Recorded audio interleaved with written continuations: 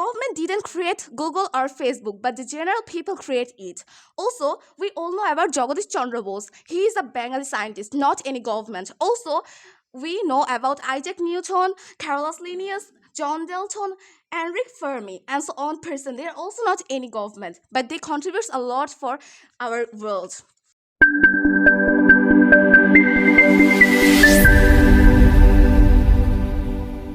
Good morning, respected judges, honorable hosts, honorable audience, my teammates, and my dear fellow opponents. How can we expect any country to grow when the leaders are very busy to lining their own pockets or brains instead of serving the people? Well, my name is Sharmila Shoshi. It's a privilege to stand before you today to present my thoughts on such an important topic. What's the main factor behind a country's development, government or population?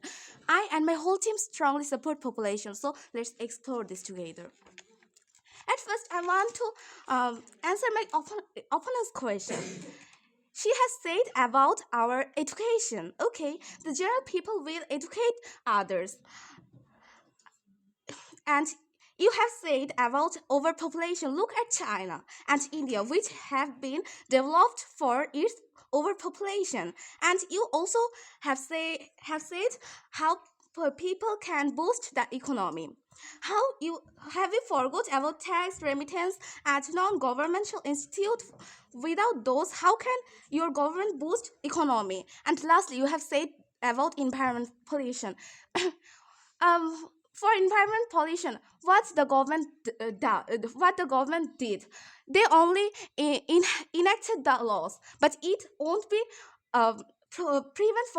prevent with laws, because if we hang a broom in our house, it won't be useful. So you have to implement this, and for this the general people helps you, not any government. So now I want to start my point. At first, human capital and invention for global competitiveness. A large population means more ideas and creativity. The government can't make people more smart or creative, but a big population naturally has more innovators. For example, look at United States. The government didn't create Google or Facebook, but the general people create it. Also, we all know about Jagadish Chandra Bose. He is a Bengali scientist, not any government. Also, we know about Isaac Newton, Carolus Linnaeus, John Dalton, Enric Fermi, and so on person. They are also not any government, but they contribute a lot for our world. Furthermore, when you have a lot of people from different backgrounds, they brings us new ideas, and it leads to progress. For example, look at Silicon Valley. It's the world's tech hub was not created by the government, by the talented people. Then everyday activity, people created new inventions, solutions daily. Without people's ideas, nothing would improve. For example, teachers shape future generation and workers shape the economy. Then the disadvantage of government, corruption. Government is the face of development, and we are the muscle and brain. If I say about the corruption, it's like hiring someone to clean your house, and instead they spend entire day by eating your foods, making a mess, and charging for the privilege. And finally, when you ask them to do something, in the time they say you are doing great, I'm just overseeing. Our government are really very kind person.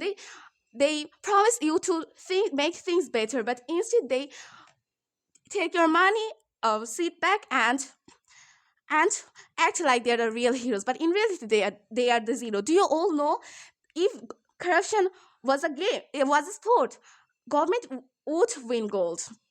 Do you and trusting the government is like waiting for the ghost and to show up, and the bravery.